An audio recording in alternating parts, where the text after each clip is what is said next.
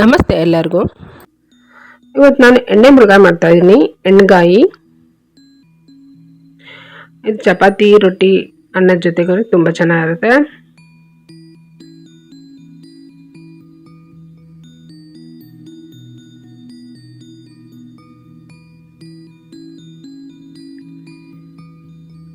ಎಣ್ಣೆಗಾಯಿ ಮಾಡೋದಕ್ಕೆ ನಾನು ಮೊದಲಿಗೆ ಒಣಮೆಣಸಿನ್ಕಾಯಿನ ಹುರಿದು ತೆಗೆದಿಟ್ಕೊಡ್ತೀನಿ.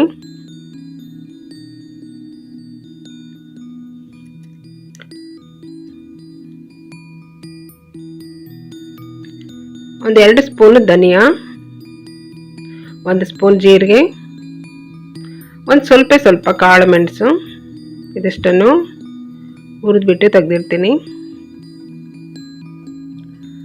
ಅದಷ್ಟು ತಣ್ಣಗಾಗಬೇಕು.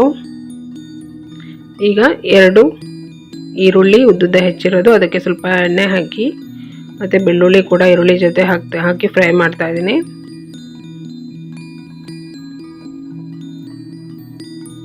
ಇದು ಕಲರ್ ಚೇಂಜ್ ಆಗೋ ತನಕ ಫ್ರೈ ಮಾಡಿ ಸಾಕು. ಈಗ ಇದಕ್ಕೆ ಟೊಮೆಟೊ ಹಾಕ್ತಾ ಇದ್ದೀನಿ. ಮೀಡಿಯಮ್ ಸೈಜು ನಾನು 2 ಟೊಮೆಟೊ ತೊಗೊಂಡಿದ್ದೀನಿ, 2 ಅಥವಾ 3 ಹಾಕ್ಬೋದು. ಟೊಮೆಟೊ ಬೇಯಬೇಕು, ಅಲ್ಲಿವರೆಗೂ ಫ್ರೈ ಮಾಡಿ.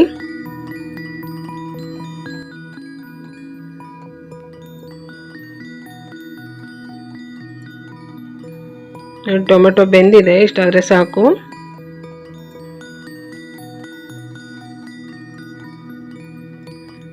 ಇದಕ್ಕೆ ನಾನೀಗ ತೆಂಗಿನಕಾಯಿ ಹಾಕ್ತಾ ಇದ್ದೀನಿ.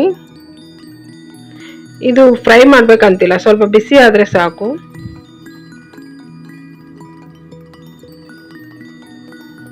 ಇದ್ರ ಜೊತೆಗೆ ಹುರಿದಿಟ್ಕೊಂಡ್ರು ಒಣಮೆಣಸಿನ್ಕಾಯಿ, ಧನಿಯಾ, ಜೀರಿಗೆ, ಕಾಳುಮೆಣಸು ಇದಷ್ಟನ್ನು ಸೇರಿಸಿ ತಣ್ಣಗಾದ್ಮೇಲೆ ಇದಷ್ಟನ್ನು ಸೇರಿಸಿ ಇದ್ರ ಜೊತೆಗೆ ಸ್ವಲ್ಪ ಒಂದು ಅರ್ಧ ಇಂಚಷ್ಟು ಹಸಿ ಶುಂಠಿ ಹಾಕಿ ನಾನು ಮಿಕ್ಸಿ ಮಾಡಿಟ್ಕೊತೀನಿ. ನೀರಿಗೆ ಉಪ್ಪು ಹಾಕಿ ಚೆನ್ನಾಗಿ ಮಿಕ್ಸ್ ಮಾಡಿ ಒಂದು ಪಾತ್ರೆಯಲ್ಲಿ ನೀರು ಹಾಕಿ ಅದರಲ್ಲಿ ಉಪ್ಪು ಹಾಕಿಟ್ಟಿದ್ದೀನಿ. ಇದರಲ್ಲಿ ಮುಳುಗಾಯಿನ ಹೆಚ್ಚಿಬಿಟ್ಟು ಹಾಕಿಟ್ರೆ ಇದು ಕಪ್ಪಗಾಗಲ್ಲ. ಮತ್ತು ಕೆಲವು ಸಲ ಮುಳುಗಾಯಿ ಕಹಿ ಬರುತ್ತೆ ಗೊತ್ತಾ, ಅದು ಕಹಿ ಆಗಲ್ಲ. ಸ್ವಲ್ಪ ಲೈಟಾಗಿ ಕಹಿ ಬರುತ್ತೆ ಮುಳುಗಾಯಿ. ಕೆಲವ್ರಿಗೆ ಗೊತ್ತಿದೆ, ಕೆಲವ್ರಿಗೆ ಗೊತ್ತಿಲ್ಲ. ಉಪ್ಪು ನೀರಲ್ಲಿ ಹಾಕಿಡೋದ್ರಿಂದ ಕಲರ್ ಚೇಂಜ್ ಆಗಲ್ಲ, ಚೆನ್ನಾಗಿರುತ್ತೆ. ನೋಡಿ, ರುಬ್ಬಿಟ್ಕೊಂಡ್ರೆ ಮಸಾಲಾನ ಒಂದು 2 ಸ್ಪೂನ್ ನಾನು ತೆಗಿತಾ ಇದ್ದೀನಿ. ಇದಕ್ಕೆ ಉಪ್ಪು ಸ್ವಲ್ಪ ಜಾಸ್ತಿನೇ ಹಾಕಿ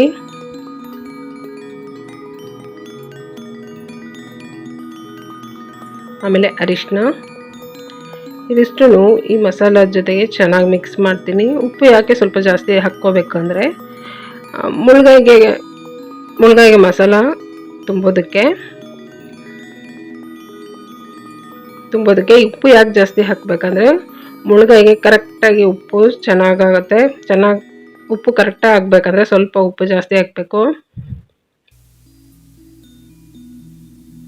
ಇಲ್ಲಾಂದರೆ ಮುಳುಗಾಯಿ ಸಪ್ಪೆ ಅನಿಸುತ್ತೆ.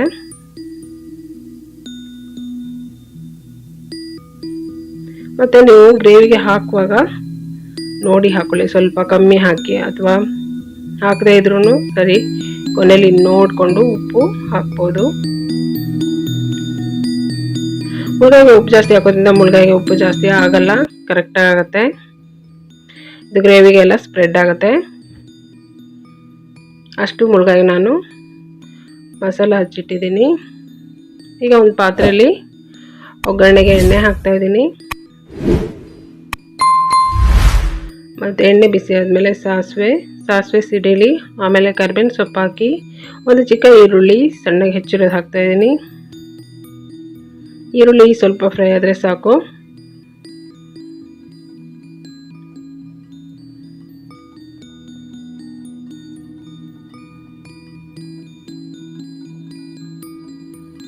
ಇದಕ್ಕೆ ನಾನೀಗ ಮಸಾಲ ತುಂಬಿರೋ ಮುಳುಗಾಯಿನ ಹಾಕ್ತಾಯಿದ್ದೀನಿ, ಬದನೆಕಾಯಿನ ಹಾಕಿ ಇದನ್ನು ಈ ಒಗ್ಗರಣೆಯಲ್ಲಿ ಎಣ್ಣೆಯಲ್ಲಿನೇ ಚೆನ್ನಾಗಿ ಫ್ರೈ ಮಾಡಬೇಕು. ಒಂದು ಅರ್ಧದಷ್ಟು ಮುಳುಗಾಯಿ ಬೇಯಬೇಕು.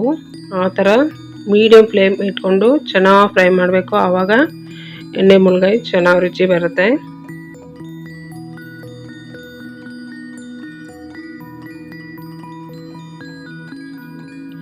ಮುಳ್ಗಾಯಿ ಚೆನ್ನಾಗಿ ಫ್ರೈ ಮಾಡಿ ಆದಮೇಲೆ ಮಸಾಲ ಹಾಕ್ತಾಯಿದ್ದೀನಿ. ಮಸಾಲ ಹಾಕಿ ಮತ್ತೆ 1-2 ನಿಮಿಷ ಚೆನ್ನಾಗಿ ಫ್ರೈ ಮಾಡಿ.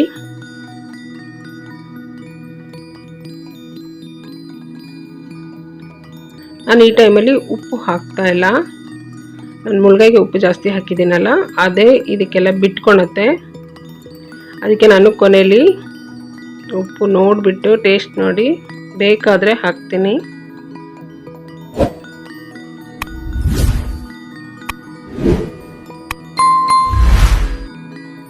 ಮಸಾಲೆ ಚೆನ್ನಾಗಿ ಫ್ರೈ ಮಾಡಿ ಚೆನ್ನಾಗಾಗತ್ತೆ.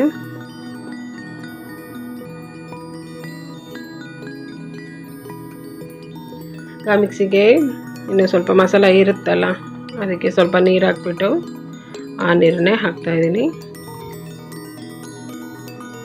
ಅದಕ್ಕೆ ನೋಡಿ ನಿಮಗೆ ತೆಳು ಎಷ್ಟು ಬೇಕು ನೋಡಿ ನೀರು ಹಾಕ್ಬೋದು.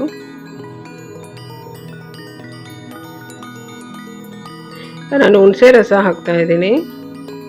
ಇದನ್ನು ಅಷ್ಟೇ ನೋಡಿ ಹಾಕ್ಕೊಳ್ಳಿ, ಮತ್ತು ರುಚಿ ನೋಡಿ ಮತ್ತೆ ಬೇಕಂದರೆ ಹಾಕ್ಬೋದು. ಈಗ ನೀಟಾಗಿ ಮಿಕ್ಸ್ ಮಾಡಿ ನಾನೀಗ ಇದನ್ನು ಚೆನ್ನಾಗಿ ಕುದಿ ಬರೋದಕ್ಕೆ ಬಿಡ್ತೀನಿ.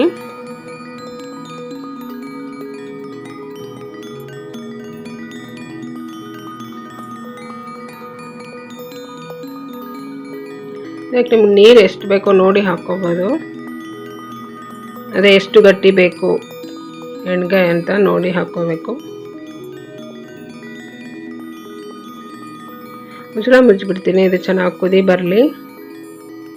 ನೋಡಿ ಈಗ ಚೆನ್ನಾಗಿ ಕುದೀತಾ ಇದೆ. ಯಾವುದೇ ಅಡುಗೆ ಮಾಡುವಾಗಲೂ ಫುಲ್ ಹೈ ಫ್ಲೇಮಲ್ಲೇ ಇಟ್ಟು ಮಾಡಬೇಡಿ. ಈ ರೀತಿ ಕುದಿಯೋ ತನಕ ಹೈ ಫ್ಲೇಮ್ ಇಟ್ಬಿಟ್ಟು ಕುದಿ ಬಂದ ಕೂಡಲೇ ಲೋ ಫ್ಲೇಮ್ ಮಾಡಿ ಮುಚ್ಚಳ ಮುಚ್ಚಿಬಿಡಿ, ಚೆನ್ನಾಗಾಗತ್ತೆ. ನೋಡಿ ನಾನು ಈ ಕುದೀತಾ ಇರುವಾಗ ನಾನು ರುಚಿ ನೋಡ್ತೀನಿ, ಉಪ್ಪು ಹುಳಿ ಸರಿ ಇದೆಯಾ ಅಂತ. ಇದಕ್ಕೆ ಇನ್ನೂ ಸ್ವಲ್ಪ ಹುಳಿ ಬೇಕಾಗಿತ್ತು, ಅದಕ್ಕೆ ಸ್ವಲ್ಪ ಹುಳಿ ಮತ್ತು ಉಪ್ಪು ಹಾಕ್ತಾಯಿದ್ದೀನಿ. ನೀಟಾಗಿ ಮಿಕ್ಸ್ ಮಾಡಿಬಿಟ್ಟು ಲೋ ಫ್ಲೇಮ್ ಇಟ್ಬಿಟ್ಟು ನಿಧಾನವಾಗಿ, ಯಾವುದೇ ಅಡುಗೆ ಆದರೂ ನಿಧಾನವಾಗಿ ಬೆಂದಷ್ಟು ಅಡುಗೆ ಚೆನ್ನಾಗಿ ರುಚಿ ಆಗುತ್ತೆ. ನಾನೀಗ ಒಂದು 10 ನಿಮಿಷ ಲೋ ಫ್ಲೇಮಲ್ಲಿ ಮುಳ್ಗಾಯಿ ಬೇಯಲಿ ಅಂತ ಬಿಟ್ಬಿಡ್ತೀನಿ. ನೋಡಿ ಚೆನ್ನಾಗಿ ಮಸಾಲ ಬೆಂದು ಎಣ್ಣೆ ಎಲ್ಲ ಮೇಲೆ ಬಿಟ್ಕೊಂಡಿದೆ.